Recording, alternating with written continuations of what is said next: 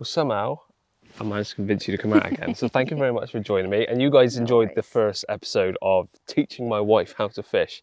And it's more a case of teaching you how to fish and teaching me patience, I think we'll agree. Oh, yes. I did have to edit out a few of my, not cusses, but heavy sighs and More exasperated expressions, I suppose you could say. It's definitely more than a few. But we got there and you did have good fun. You caught lots of little fish on the float setup. So if you haven't seen part 1, do go and watch that before this one. But you were quite honest at the end that you didn't enjoy it as much as what you've experienced before. It was fun for a little bit. Because you've come carp fishing with me a couple of times. Yeah, it's a bit more exciting. Yeah, so she's already got the bug for carp, and I think the experience of catching bigger fish and being a bit more of a challenge of bringing them in. So that's what today is about. We're not going straight to 3 rods out on a lake and sitting back in a bivvy drinking beer, because that's just not your style, and that's not how you want to jump straight to. Also, we'll get there eventually. Have beer. Can't have beer, yes. We are how many 7 months now? 7-ish months. 7 and a bit months. So we really are running out of time to get a few more of these videos done, but you've agreed to it. So we're here today at Covey Fisheries, which isn't too far for us. I've actually fished here once before for work, not that long ago, and I caught several carp, but I also caught lots of other species. I caught some chub, decent sized roach as well, I think some bream and things. I was fishing on out and out carp tactics, but today we've brought a method feeder setup, a lighter action rod, smaller reel, so if we are catching some of those smaller species, which I'm actually hoping for today, it'll be good fun, but with still enough backbone in the rod to catch some carp. And it's going to be more of a chance of you to practice actually casting. I need sunglasses. Great. It's a chance for you to practice casting. Otherwise I can't look at you. And so hopefully, yeah, you'll get more grips with casting, baiting and waiting. You like the more idea of a more static approach of putting the rod down and waiting for a fish to take the bait. Probably a bit more up my street. Yeah. So we've got 2 moon chairs to chill out on today, but you're going to be doing most of the fishing. I'll do the messy work because bending over to the lake edge is probably a bit of a difficulty at the moment, and the bait's stinky. So let's get around to the swim, which you're happy is the closest to the car park and the toilet block, and get fishing.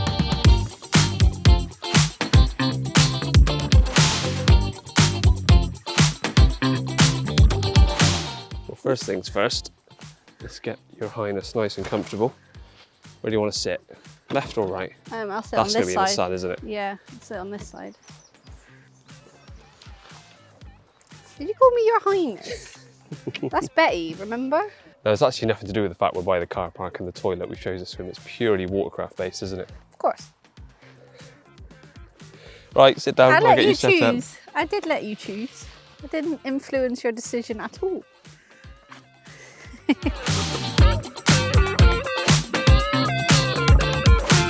Carp net, which hopefully we'll be needing. Oh, you got 2 different nets. 2 different nets. I've got one for the smaller fish, Yeah. which we're catching like roach, bream, chub. Have that one ready to go as well. Couple of bank sticks for you to put the rod down on.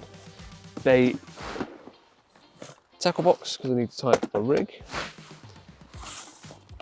Put baits and stinky stuff, and the rod and reel. So the rod and reel we're using on this trip. Last time we used that, my old float rod, which I'm not gonna lie, I couldn't find yesterday. I thought we were gonna use that today, but I've gone for, it's actually a dedicated floater fishing rod, so a surface fishing rod, which is just a lighter action. It's a 2.5 pound test curve, 12-foot rod, so much more forgiving in the tip. Should be a bit more fun catching some of those chub. You've had these a while, haven't you? Yeah, I have. And it's a good fun rod. I've seen them quite a few times. And it's just a bit more of a softer tip, so it should be a bit more fun. And the line is just a bit firmer. What? Sorry. Are you being immature because I was flopping the tip around? Like every bloke after a shower. And an unhooking mat. Hopefully we'll need that as well. Would be good. Now looking at this swim, where do you want to fish? Giving yourself a bit of a challenge casting wise. Where I think you would fish would be probably near the island. Near the island? That's what I think you would be fishing. I probably would, yeah. See, I know you.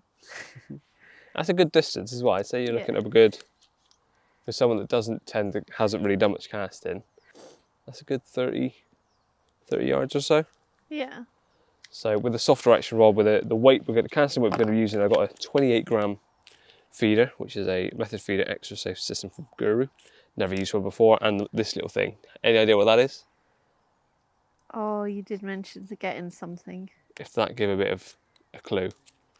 Thinking of which, we're using this ground bait style. We've used ground bait last time. How do you think that works? Well, obviously it goes in. But yeah, what do you think you use that mould for? Mould being the key for the word. bait. So once I've mixed up... bait around it. Once I've mixed this up... Yeah. That's it. So you put the... So you put the bait in there, and then... You mush it and it makes the perfect shaped mould. Ah. And then that is still... So you know how I often fish with a weight? Yeah. That plate on the bottom is the weight aspect of hooking a fish. 28 grams. So it should land flat side down, bait on the top. Your hook bait is off the end of that little loop you see at the bottom. That's where we're going to attach the hook to. Yeah. And it's a running inline sort of setup for this feeder. So it's nice and safe. Everything will come away if it needs to. But that little mould just makes it a bit easier, more consistent when you're making the ground bait balls around the feeder. Is this a stupid question, but how does it not fall off? That's all casting it? That's all to do with the consistency I mix up the ground bait. So I want to be a perfect consistency of not too dense that it doesn't come off and it's all sloppy. Not rock solid. Not rock solid. But I want it almost like well, what you bake a lot, you want it often with the consistency where you can hold it together when you crumple it. But if you just push your thumb through it, it'll break down again. Yeah. You almost want that sort of consistency. So it will cast and hit the bottom, but it will break down once it's on the bottom, and releasing all of the different bits that are in this feeder. The flavours, the liquids are going to be putting in. I'm going to put some micro pellet in as well to get them grubbing around. Cool. But what I'll do to start with is I'll rig you up with that, and you can get some practice casts in with just that before I put a rig or ready bait on. Yeah, that sounds good.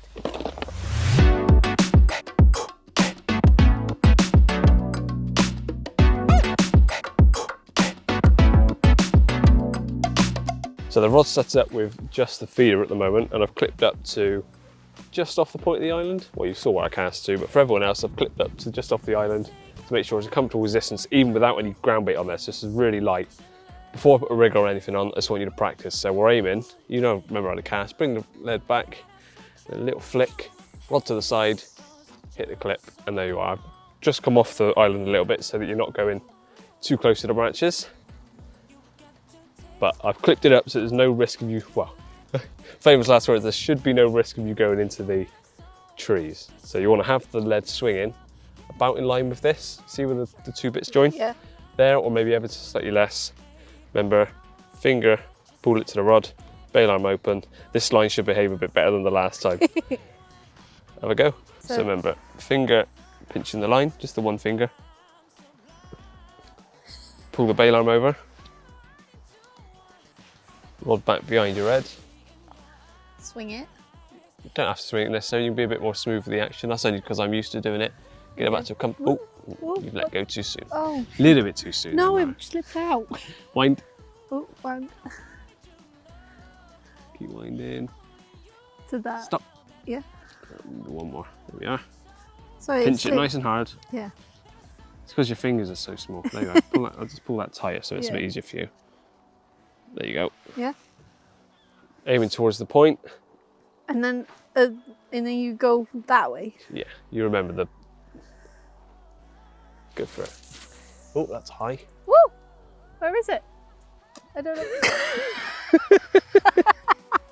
Well, it did hit the clip. But it hit the clip probably 50 yards in the sky. How have you got around a tree? I was meant to set you a challenge, but this wasn't meant to be the challenging bit. There we go. Right. Let's try that again, shall we? I'm sorry. So try and keep the rod, because I think what you did, you cast to your side. What you want to do is bring it directly over your head, so above you, and then flick like that, so you're casting straight forwards. Okay. Let's try that again. Set up the two camera angles. Just look at this. Set up the two camera angles to show where it's landed. That one's null and void there. It landed over there. Right. So I'll help you with this bit again, because again, this is where you're struggling with the line. Yeah, pinch it. One finger. Yeah. Right, so back over your head. Ooh, it hit something. Yeah, you've tangled it. Oh. Bring it down. Yeah. Right, so keep your arms, this one a bit more straight. Like that? Yeah, and you want to pull your left arm in and flick forward with the right. So now? Yeah. Better, but only halfway. Yeah. We'll get there. This is why we're practicing without a rig. I know it sounds like an excuse, but the belly is a little bit in the way. I'm having to bend over. That's not an excuse many anglers can use. Because we're normally all fat. Right, so. Oh, it's gone again. Yep. Pinch it. Yeah. Got it. Is it gone again? No, you're okay. And that's better. Right. Oh no, it's in the tree, isn't it? That is in the tree. It's the only one I brought, so. Oh. You got away with it. Right. So for now, I was near. Just aim. Yeah, it was a lot better. Yeah. Aim to the right, not at that willow. So you want to aim more towards the point of the island. Can I be honest, Joe? What? It's not so much about aiming as I'm not really aiming it. It's just throwing it. Well, you're getting better. Right. There's no intentional space where I'm aiming this at. Right, pinch, nice and firm. Yeah. Yeah? Yeah.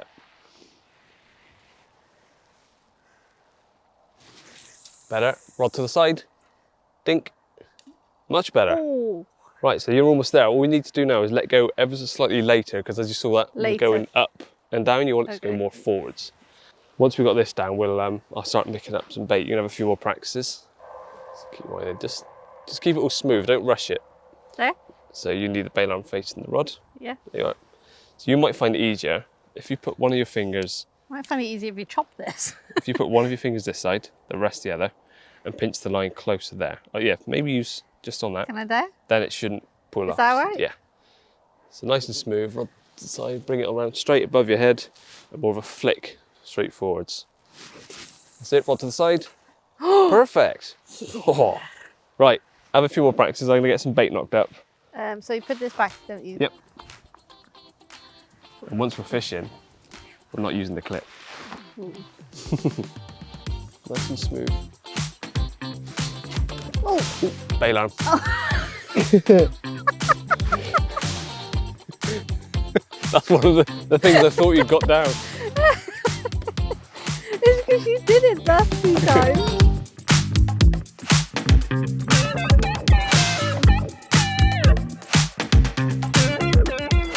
So this is the sort of consistency we're looking for. As you can see, it still looks quite light and fluffy, but when I pinch it together, it's making a ball. It's holding its shape, but it's really easy to break down. I've got some little micro pellets in there. The ground bait itself has got loads of different bits in it, and that should all start clouding up the water when the fish start feeding around. Because it's so light and fluffy, that breaks down, spreads out around the area, and get some grubbing around, and it absolutely stinks. I put some really pungent liquids in there, but really nice.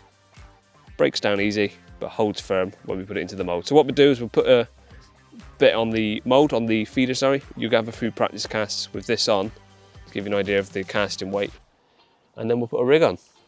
Okay, so as you can see, put the mix in there, pat it down a bit, and then you get your feeder and push it in to the mould like so. Oh yeah. Like a cake mould, and then pop it out. You got your perfect little feeder. Right, so this should give you an idea of the casting weight now. So take up the slack. It's going to be a bit heavier than what you're used to. Wind it up to how you were before, and aiming just to the right of the island as you were. Once you get used to this is also a good way of getting a bit of bait out before we're actually fishing. Yeah? Yep. Same as before, so this is going to be a bit more casting weight. So it needs ever so slightly more on the cast, but not much more. So just off the end of the island. Yeah? Yep. That's it, rod to the right. Perfect. Right, my consistency's slightly off because you saw that came off. So I need to make it ever so slightly wetter. You have to bring it back. Yep. So that was my bad on that one. That dropped there. So make it ever so slightly more dense. You ruined my perfect cast. Your perfect cast. It was going to go well. Let's try this again, a bit more water. So it's a lot of trial and error then, is it? Well, if you do this sort of fishing a lot, you'll be used to what consistencies work, but I haven't method feeder fished for ages. As you can see, that looks a bit more dense. Yeah, so you can see the definition a bit better. Theoretically, that should stay on the cast. Give that a try. Ooh, oh. Right, so that's just where you're not used to the weight a bit more. Yeah. So let go a little bit earlier than what you did then, but I think you know that anyway. Yeah, I did. Let's go again, try again. Once we've got this down, we've got some bait on the spot, we'll put a rig on. That's better. Dink. Perfect. So you just let go too early that time. You notice how it went high and then locked down. But leave it a few seconds, let that bait come off. Yeah. Wind down the slack, and then before you wind in, sort of yank the rod back quite quickly. Let's see the kingfisher then. And that should make all that feed come off. So slowly, that should be fine. And just give it a quick yank. Like that? Yep, and we'll do a few more casts until you're happy with the casting weight. But this is also a good way of baiting up the swim while still practicing, because that bait's coming off on the cast. Bring it back, nice and smooth. Smooth as accurate. Yep. Ah, my finger. Sorry, cut that. Yeah, that's looking good. That's looking good. Rod right. Perfect. Feel good? Yeah. Leave it? Yeah. What I can do is let you have a few more practices. I'll go around because we can get to that spot a lot closer from the other bank, which is going to annoy you because we could have fished to that same spot around there really easily. But I'm going to put a bit of bait in by hand, so we've got a bit of fish grubbing around. Do you want to take it in? Yeah, and then we'll. You're going to have a few more practices, and then we'll get fishing. Put a rig on. One more cast. Try and back that one up with another good one, and then we'll put a rig on.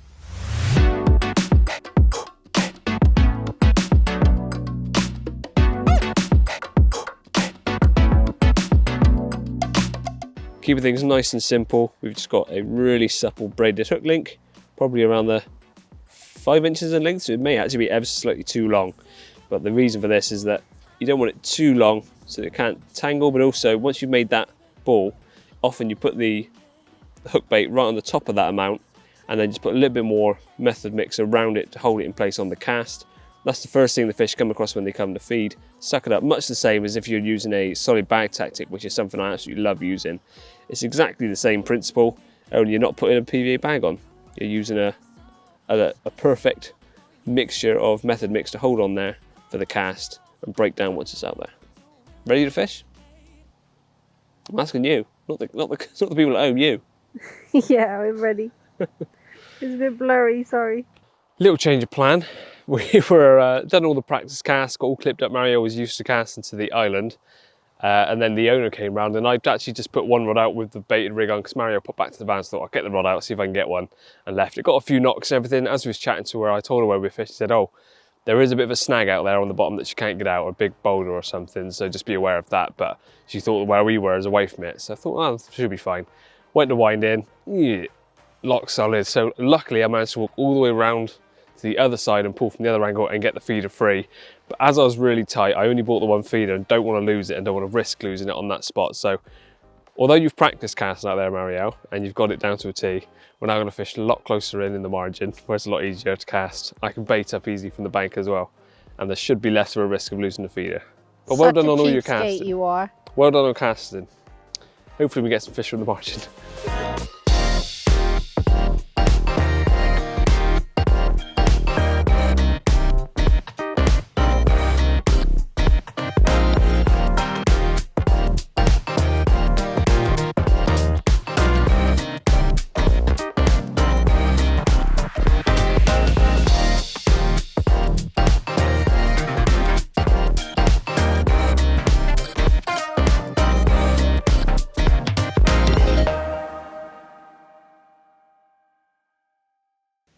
Well, she had to experience a blank at some point. It's better to have that earlier on in your fishing career than later, I reckon. That's the way I'm looking at it. Otherwise, she'd have this false sense of security that every session was going to result in a fish.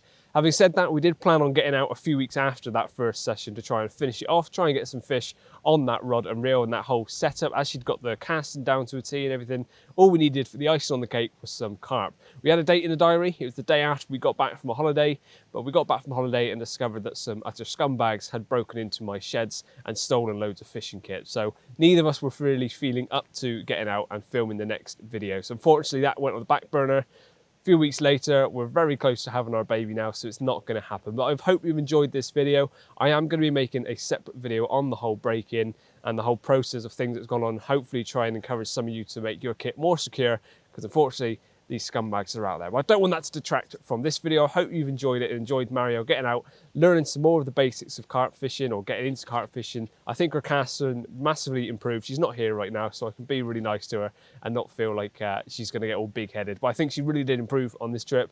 Please comment below what you thought about the video and what you want to see her doing next, because it's probably going to be short windows with a baby in tow. Please like the video and subscribe.